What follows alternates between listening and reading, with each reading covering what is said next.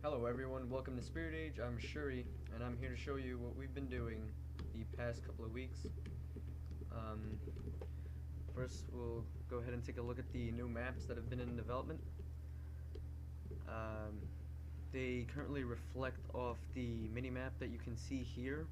The minimap will show my current position, and it will show any enemies if we placed any. So, quickly dash around here.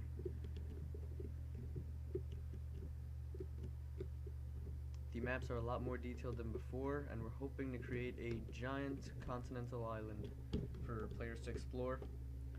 Yeah, I have enough dexterity to jump over these cliffs. Basically, if you can get above these cliffs, there's another map waiting outside. The maps go from grasslands to these very nice looking dirt areas, all the way to a desert to the right, where you will reach water all around the entire island. Next, let's take a look at the new combat system. So, first thing you can take a look at is the AP system right here. Every single person starts with 20 AP. I'm not sure if there are any plans for increasing maximum AP. However, there are methods of increasing your AP or decreasing your AP regeneration time. So, if I attack, I will lose 1 AP. Also note that attacks will go into a little queue. So if I set up a bunch of them, this will remove button mashing, as well as create control over combat. People will have to be conservative.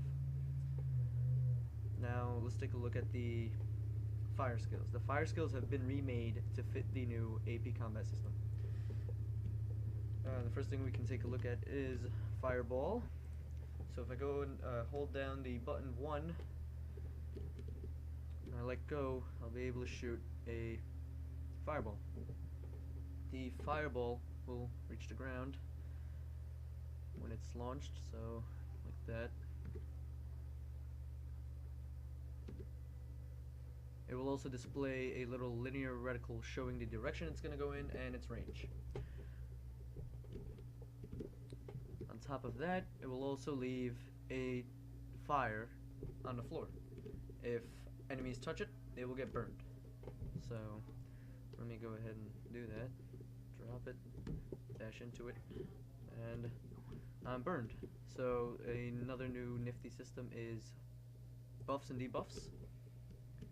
We can take a look at this. If I open up my window, I can hurt myself with a status effect. I'll go ahead and hit myself with wet.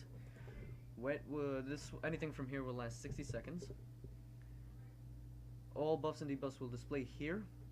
The color represents the type that it is. Red means a disable. It decreases my movement speed.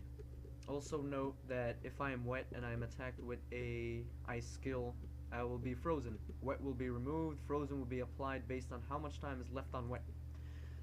If anyone inflicts you with burn or attacks you with a fire attack, frozen will decrease in time. So, just to quickly show you that, I'll go ahead and display frozen.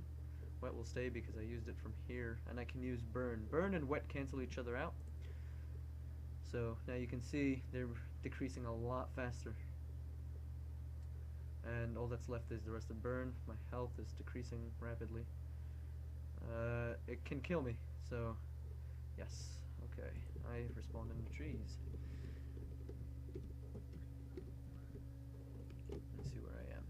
Yeah, the minimap comes in pretty handy.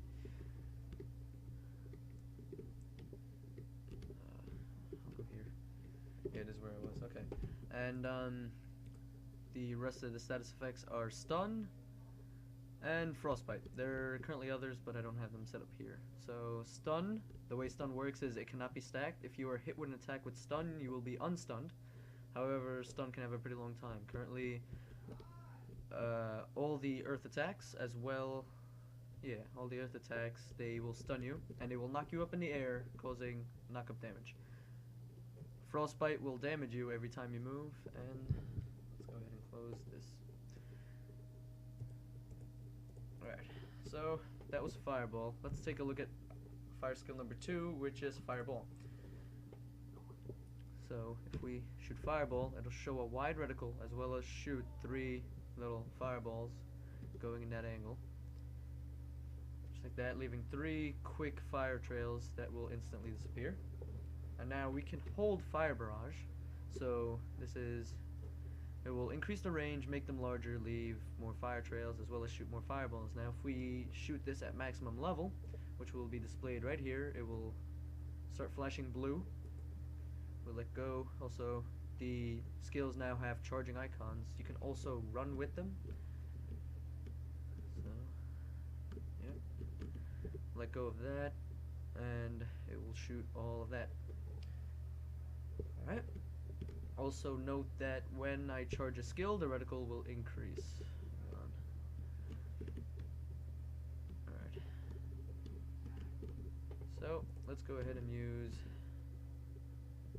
fire skill number 3, which is Fire Bomb. Fire Bomb is a ranged AoE attack. The longer I charge it, the larger the reticle is, so shoot it here.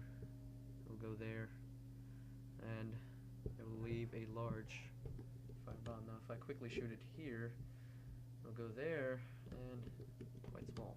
Well, in scale. So now we take a look at fire skill number 4, which is Incinerate. I hold it. It's pretty much the same concept as Fire Bomb. However, it's not as much range, but it is fired quickly. It's fired instantly right there, so it will spin around, shoot one there, we can do one here,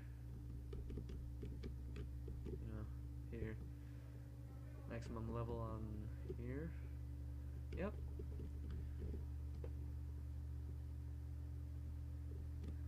Each fire skill has a different charging state as well. Alright, next finally is fire skill number 5, Flamethrower. For a skill like this, I must hold it down, as well as I am unable to move while charging it. But I can keep it up as long as I want. Currently I've set it so that all skills do not remove SP, but it would stay as long as I hold it. So it would show the reticle for the casting state and then fire. Show it here.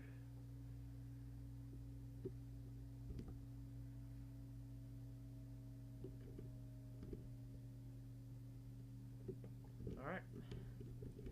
And now if I put all those together, so 1, 2, 3, 4, 5, I would do that, that, and that. Now, the bonuses of using the Q system.